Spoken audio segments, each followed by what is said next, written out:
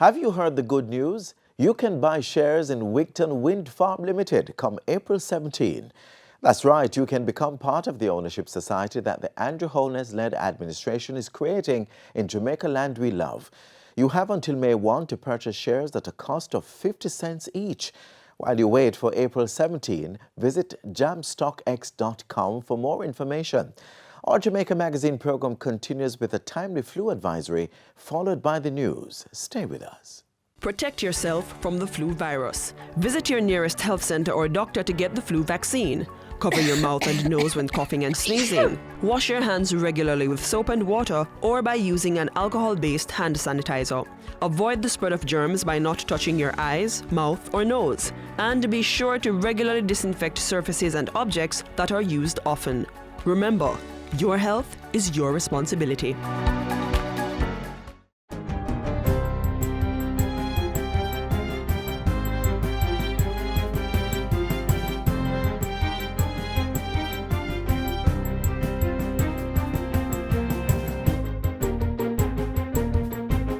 Good day, I'm Theodore Henry, and this is your JIS News for Thursday, April 11.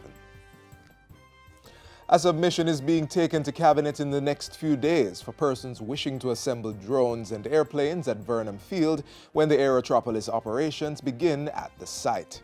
Minister without portfolio in the office of the Prime Minister, Mike Henry, made the disclosure yesterday following a helicopter landing and tour of the runway at Vernamfield. He called on more investors to step up to the plate and tap into the economic activities that will come from the Vernamfield Aerotropolis project. So I must recapture the asset value for the people of Jamaica. We must begin to recognize, and investors must now recognize, and Jamaican investors particularly, must now step up to the page. Because you could start a flying school tomorrow, because the runway has got 20 years life, and you don't need the runway for the training of pilots.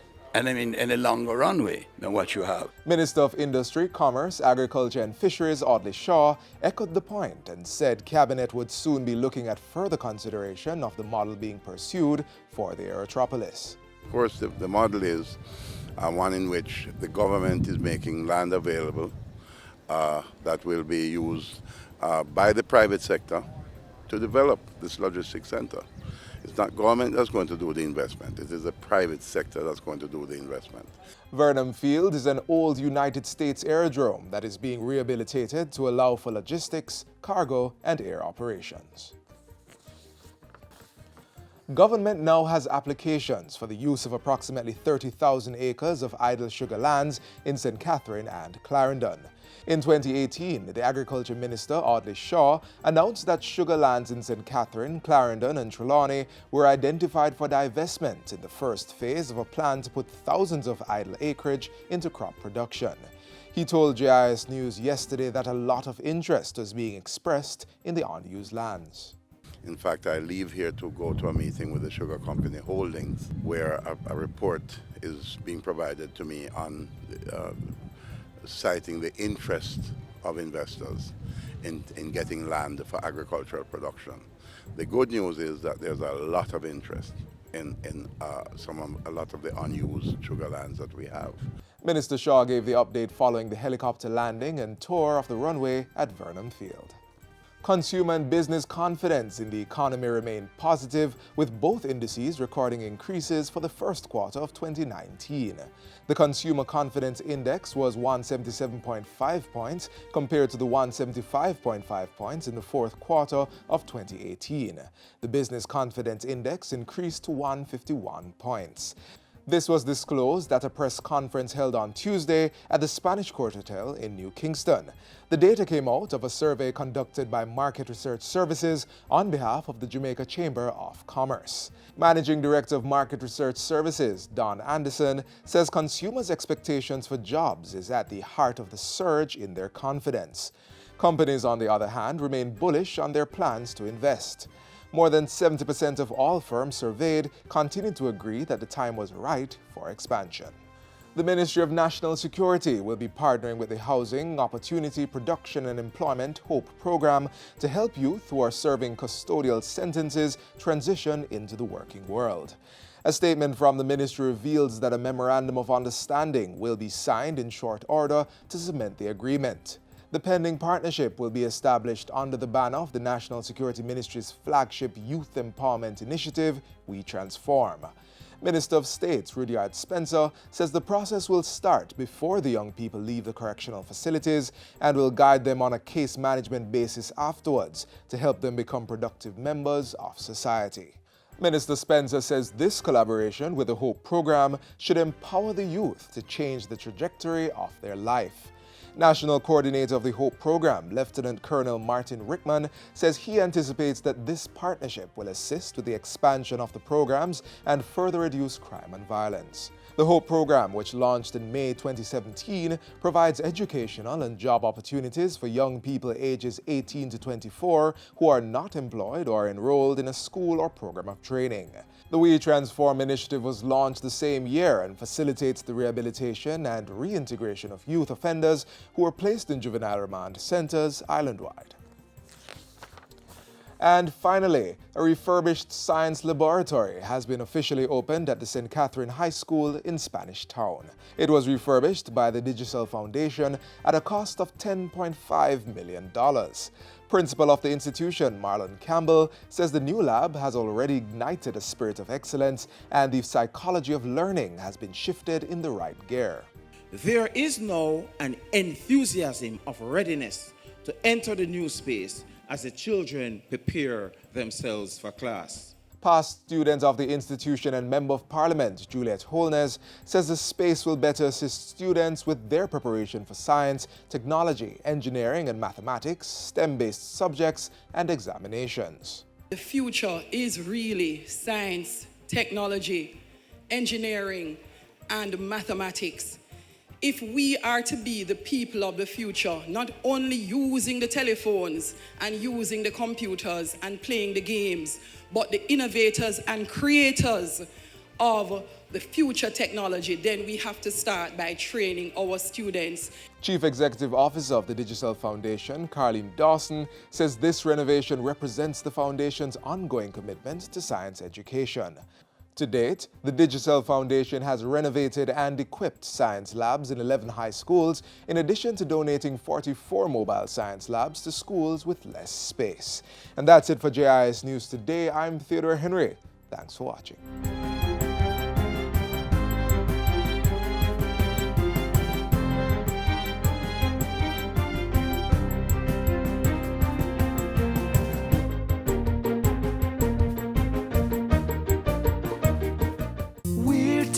Justice to the people of Jamaica. I am Delroy Chuck, Minister of Justice. The plea bargain legislation has been passed. Many persons charged with serious crimes are spending several years behind bars. It did not have to happen. Accept responsibility for your wrongdoing. Get a lighter sentence. Watch your children grow. Flee. Don't gamble with your future. A message from the Ministry of Justice. Applications are now being accepted for the second batch of fellows under the Jamaica House Fellowship Program. If you or someone you know is interested, watch this next feature.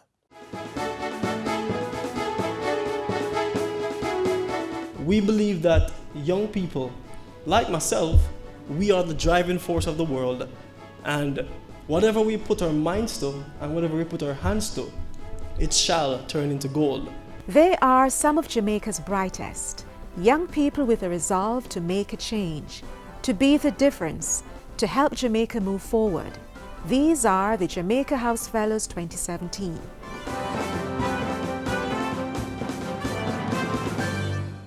The Jamaica House Fellowship Program, launched on March 8, 2017, is the brainchild of Prime Minister Andrew Holness. Its mission? To offer exceptional Jamaicans the opportunity to grow professionally while contributing to national development. I think I owe it to the generations that are coming, that we find a way to bring in the best and the brightest into government. Because ultimately what you want to do is to create a public service that represents the best of Jamaica. The program received an overwhelming 128 applicants. So we had to therefore make the system as rigorous as possible so that we were fair to everyone. So after a 5-stage selection process, 8 of the applicants, including one seconded from a private sector company, emerged successful for the first cohort of the 2-year program. Scholars with a track record of service to their fellow Jamaicans, selected from the best locally and in the diaspora. It is an amazing initiative, actually. I was finishing up my degree in the United Kingdom when I saw the opportunity, and it just, I don't know how to describe it, it was just perfect. What you're doing is getting young people involved in policy making. You're somewhat taking people out of the private sector and hoping that they would come to government to contribute. 23-year-old Lavoie Cruikshank has a master's in financial economics with honors from the University of Birmingham in the UK, a program he pursued with scholarships from the UK University and Jamaica National. He now volunteers as a math tutor at his alma mater Calabar High School and works with several non-profit organizations, including Jaya Khan, as he lives out his philosophy: whether you live to be 50 or 100 makes no difference if you've made no difference in the world. That philosophy I read when I was about 17, and I've always had an interest in government, particularly because they are the persons responsible for impacting people. My name is Aubrey Stewart, a young man from an inner city community in Montego Bay. The culture of my community was that young men were marginalized and shunned by society because of our neighborhood, the way we looked and the way we spoke. But I stand here not as a product of that culture, but as a realization of hope.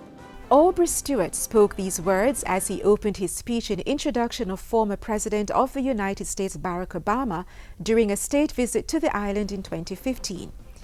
From an early age, Aubrey decided that his circumstances would not determine his destiny. I've decided to dedicate my life to service and service to my country. So I'm just doing whatever it takes to make a difference. I'd established my own organization called Youth Organization for Upliftment. And after establishing that group in 2009, we had received an MTV Stenline Foundation grant of $2 million. And from that grant, we were able to do HIV projects across Jamaica. And then it opened doors for many other opportunities. Aubrey has spearheaded numerous other projects and initiatives through groups such as the Rujon Foundation in the United States and the MTV Staying Alive Foundation in England. And now that he's a Jamaica House Fellow, it cannot be that I'm just here to work and get paid, but what can I give that can contribute to the transition of something? So everything that as I've been here, I've kept that in mind, and as all the fellows, we have kept that in mind to say that this is what we're here to do. We're here to make that change. Like Aubrey, our next Jamaica House Fellow Jerome Cowens rose from an inner city community. He is now one of the region's most recognized youth development specialists, earning him this recognition in 2015. Jerome Cowens grew up in a tough part of Kingston. Where's Jerome?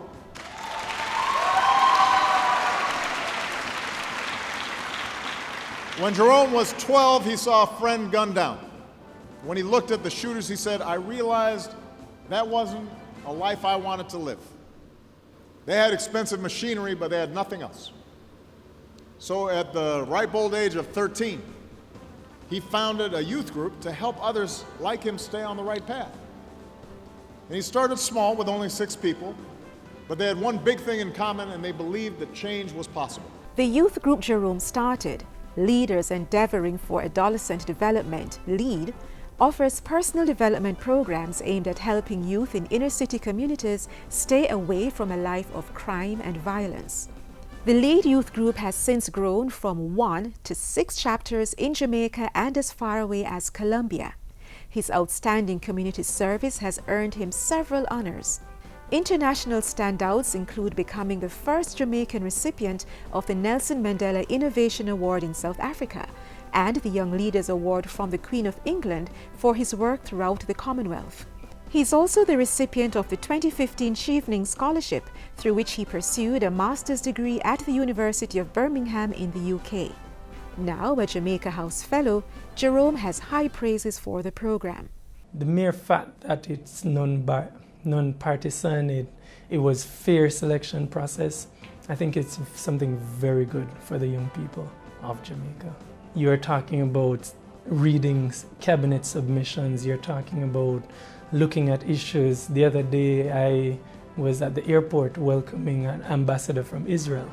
No other job, I don't think, will give me these opportunities. There's nothing ordinary in the living of each day. There's a special part for every one of us to play. Our next Jamaica House Fellow, Sherona Forrester, is an all-rounder. Jamaica's Rhodes Scholar for 2016, member of the Jamaica National Senior Women's Football Team, Reggae Girls, and co-founder of the Jamaica Youth Chorale. In 10 years, I see myself as a philanthropist because that is ultimately my goal. I really want to give back, especially to youth in sports and arts, because I believe that those two institutions have molded the character that I am today. She speaks of the benefits of being on the Jamaica House Fellowship Program. There are a lot of aspiring young leaders who don't necessarily know what goes on behind the scenes. And as I always say, knowledge is power. And exposing us to this kind of environment can only be better for the country on a whole. The other female Jamaica House Fellow, Carol Samuda, shares similar sentiments about the program. One of the things it does is that it creates a pipeline for young people to be interested in that area of work, whether it's in the private sector, international development, or public sector. I think it's good to be targeted and focused in trying to attract young, creative, innovative, smart talent to public service here in Jamaica. Now a PhD candidate at George Mason University in Virginia, Carol returned to the island to join the fellowship program. She has a wealth of international working experience as an intern with the World Bank, the Inter-American Development Bank, and the Organization of American States, and a member of the Caribbean Youth Summit's founding committee. From as long as he can remember, 24-year-old Aubrey Silburn always had a burning interest in contributing to nation building. A lawyer by profession and former adjunct law lecturer at the University of the Commonwealth Caribbean, he looks forward to contributing to the drafting of policies as a Jamaica House Fellow. I am dedicated to the task of being a civil servant where I can serve my country in the best way I can.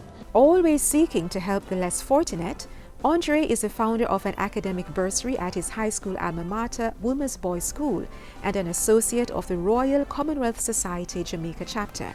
He is a recipient of the Governor-General's Award for Excellence for St. Catherine and the UWI Open Scholarship, among other awards. Charged with leading the young team of fellows is Mark Tracy.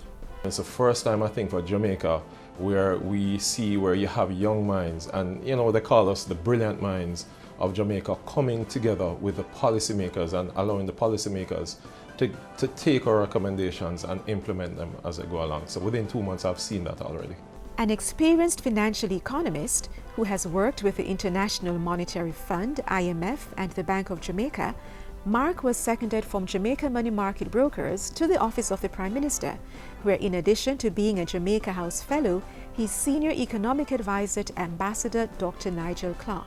I want to be in a situation where I see where I would have made an impact in terms of the development, the economic development of Jamaica, where we see, for example, the whole notion of the 5 in 4 being pushed to the next level, where we see real growth in the economy and seeing where policies that I would have helped in crafting come to light. And for the younger persons in the program that I lead, for them to learn and become the melting pot in terms of understanding all the different ministries and being a part of the overall thrust forward in terms of leadership in the country. The 8th Jamaica House Fellow, Christopher Graham, now a doctoral candidate at the University of Massachusetts in Boston, will soon join the program. A policy and governance professional, Christopher has worked on several projects mapping the 20th century economic and commercial history of Jamaica and the wider Caribbean. Christopher strongly believes in giving back to the country and sees the Jamaica House Fellowship Program as a great opportunity to be exposed to public service. This first cohort of Jamaica House Fellows is highly trained in the areas of management, politics, economics and law, but the next selection in 2019 will seek to reflect other areas of expertise.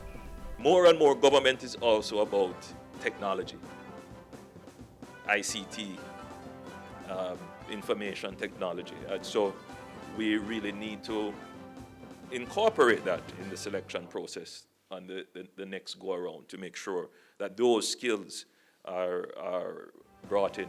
The Jamaica House Fellowship Program, encouraging the practical involvement of outstanding young Jamaicans in the policy decision-making process at the highest levels of government.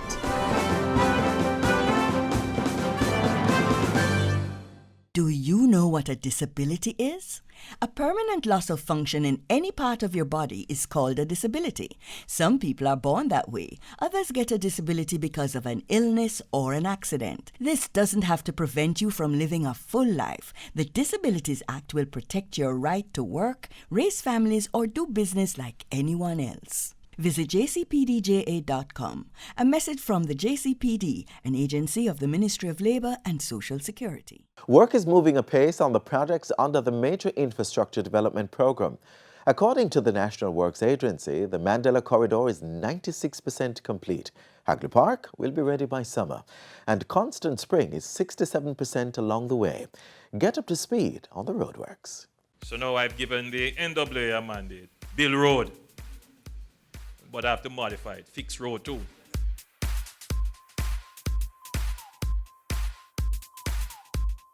You have to do both of them. You have to build them, fix them, maintain them.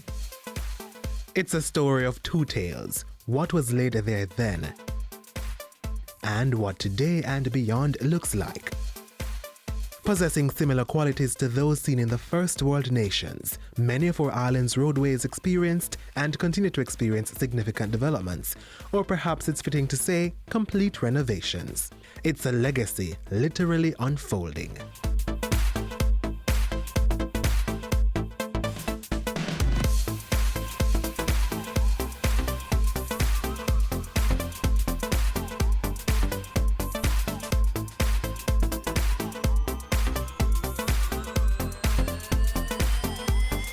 Government has created the Road Infrastructure Legacy Projects that fall under its Major Infrastructure Development Program, MIDP. And what's one aim of this project? Developing roads and making life a lot easier for motorists and commuters. Barbican was one area that experienced major developments. Workmen were kept busy expanding and improving the road, all in an effort to present us with this. What's happening at Barbican is that we're doing a bit of extension between Russell Heights and Garth Road. We are at the stage now where the base has been laid, and very shortly we are going to be putting on the tack coat and final coat. We'll also be doing some work on the eastern side of Barbican Road. We'll have to do the laterals because the sewer system has been extended and will be extended even further. The Mandela Highway connecting St. Catherine to the corporate areas of Kingston and St. Andrew is also being redeveloped. The area has come a long way, providing motorists using the space with much needed comfort. As it relates to the Mandela Highway, we are roughly 88% complete. We currently are working on the last major structure that we are going to be building along the Mandela, and that is at the Haney River. We have actually completed roughly half of this structure. We are getting ready to put traffic across it, and this is to facilitate the westbound flow. That's traffic heading from the direction of Spanish Town Road towards Caymanas crossing Spanish Town or the toll roads. A major intersection connecting you to busy areas such as Spanish Town Road, downtown Kingston, Marcus Garvey Drive, and even the legendary Tough Gong Studio is 3 miles. This area too, along with its connecting Hagley Park Road, is undergoing a transformation. And there's more work to be done, but we can't deny the remarkable developments of what we are witnessing today at 3 Miles and Hagley Park Road. The project, which is to rehabilitate or reconstruct sections of Hagley Park Road and the reconfiguration of the 3 Miles area, this project overall is 41% complete. We have already completed roughly half of the drainage infrastructural works that we have set ourselves to do. The sewer works are also ongoing. The bridge works are also ongoing. At this point, what we're doing now is we're putting in the T-beams that will then make way for the concrete decks to be poured. We are pushing to have all of these bridge works in the 3 Miles area completed in about 3 months, having started those activities at the turn of 2019. Another area that is being developed is the Constant Spring Roadway. This thoroughfare is being widened and properly paved to facilitate a smooth flow of traffic. And while works are still underway, we have a clear vision of what is to come. For Constant Spring Road, we are also roughly 41% overall. The sewer works are pretty advanced. We have completed roughly 70% of that particular activity. The water line activity continues. We are nearly half of the way insofar as this particular bit of work is concerned. We have actually opened up a section of the new road between in the vicinity of the Immaculate School up to Manor Park, and this is to ease the travel for persons using that bit of the corridor. As the months progress, or the weeks and the months progress, we intend to open up more of the road. The focus here now is between Hillman Road and Shortwood Road. The path that Jamaica chooses and the actions taken will lead ultimately to a unique legacy. The outcomes that we desire will be achieved through focused strategies as we build a stronger and better Jamaica land we love. It's non-negotiable. We will leave a legacy. The road infrastructure legacy projects at Barbican Road, Mandela Highway, 3 Miles, Hagley Park, and Constant Spring Road represent just another example of government working to develop the corporate area and make Jamaica the place of choice to live and, well, just do about anything.